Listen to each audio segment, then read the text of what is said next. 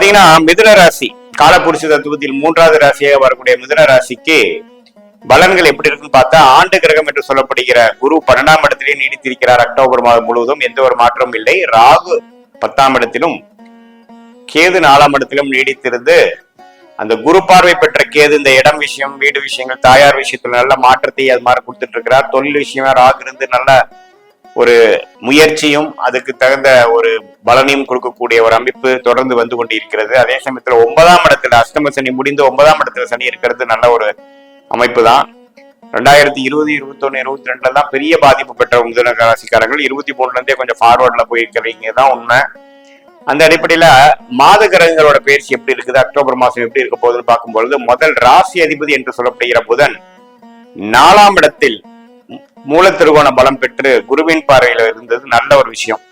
So பாத்தீங்கன்னா ஒரு October 11 வரைக்குமே பாத்தீங்கன்னா ராசி அதிபதி ஒரு அருமையான பொசிஷன்ல இருக்கார். அக்டோபர் 11க்கு அப்புறம் துலாம்க்கு மாறி 5ஆம் இடத்துக்கு வருவது இன்னுமே சிறப்பு. அது சுக்கிரன் அவருக்கு பிடித்த வீடு. 5ஆம் வீடுங்கிற ஒரு அருமையான ஒரு லட்சுமி ஸ்தானத்துல வந்து இன்னுமே புத்தி கூர்மை வேலை செஞ்சு ஜாதகரை இன்னுமே ஸ்மார்ட்டா வழி நடத்தக்கூடிய ஒரு அமைப்பு அந்த புதனுங்கிற ராசி அதிபதி ஜாதகருக்கு மிதுன ராசிக்காரர்களுக்கு கொடுக்கும். எந்தவித தப்பான பார்வையும் இல்லாமல் சுக்கரனோட வீட்டுல இருக்கிறது நல்லது. அதே சமயத்துல அக்டோபர் 17ஆம் தேதி சூரியனும் 5ஆம் இடத்துக்கு நீச்சமா வந்தாலும் சுக்கரனோட சேர்ந்து இருக்கிறது ஒரு பலம் தான், தப்பில்லை. நீச்ச பங்கம் அடைகிறார். அதே சமயத்துல செவ்வாய் ராசிக்குள்ளேயே இருந்து இவ்வளவு நாள் கடந்த செப்டம்பர் மாதம் முழுக்கும் சில மனக்கலக்கங்களும், நண்பர்கள் குடும்பத்துல ஒரு சுபிக்ஷம் இல்லாமல் இருந்த ஒரு விஷயமும், ஏன்னா மிதுன ராசிக்கு ஆகாத கிரகம் செவ்வாய். அவரு அக்டோபர் 21 இருந்து விலகி 2ஆம் இடத்துக்கு வர்றது, ஜாதகர் கொஞ்சம் மென்டலி கிளியர் ஆயிட்டாரு, ஜாதகருக்கு வந்து பதில் இருந்த விஷயங்கள் இல்லை, இப்ப கொஞ்சம் ஃப்ரீயா இருக்கிறாருங்கிற மாதிரி ஒரு விஷயமும், மனக்கலக்கங்களும் கருத்து வேறுபாடுகளும் மனஸ்தாபங்களும் நீங்கி ஓரளவுக்கு நல்லா வரக்கூடிய அமைப்பு இருக்குங்க. 2ஆம் இடத்துல நீச்சமானாலும் தப்பு இல்லை. ராசியிலிருந்து விலகிறது அருமையான விஷயம்.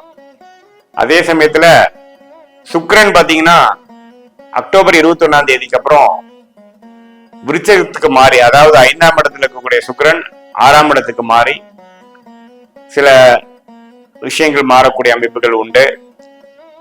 செகண்ட் ஹாஃப் பாத்தீங்கன்னா ஒரு ட்ரெண்ட் மாறும், ஒரு சுப விஷயங்கள் பண்ணுவோம். 12ஆம் இடத்துக்கு சொல்லப்படுகிற ரிஷபத்துக்கு கனெக்ட் ஆகுறதுனால பாத்தீங்கன்னா அக்டோபர் 21க்கு மேல வரக்கூடியது பண விஷயத்துல ஒரு முதலீடு பண்றது, பணம் குடுக்கல் வாங்கல், அது மாதிரி விஷயங்கள்லாம் நடக்கக்கூடிய அமைப்பு. ஏன்னா 12ஆம் இடம் வந்து கனெக்ட் ஆகுது.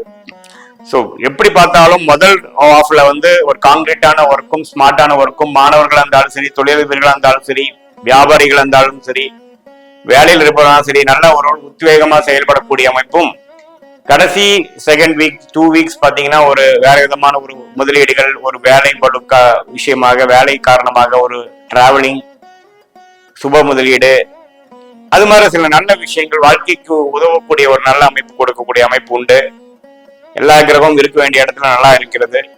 ஸோ மிதுன ராசிக்காரங்களுக்கு தொழில்ல மேன்மை, அவங்க என்ன செய்யறாங்க, படிக்கிறாங்களா, தொழில் பண்றாங்களா, வேலையில கொஞ்சம் கான்சென்ட்ரேஷன் அதிகமா கொடுக்கக்கூடிய அமைப்பு போயிட்டு இருக்குது. இப்போ எல்லா அஷ்டம சனி பிரச்சனைகள்லாம் நீங்க ஒரு கடந்த 2 வருஷமா போயிட்டு இருக்காங்க. அதுல இப்ப பாத்தீங்கன்னா குறிப்பா நல்லாவே டெவலப்மெண்ட் ஓரியன்டா போகக்கூடிய அமைப்பு உண்டு.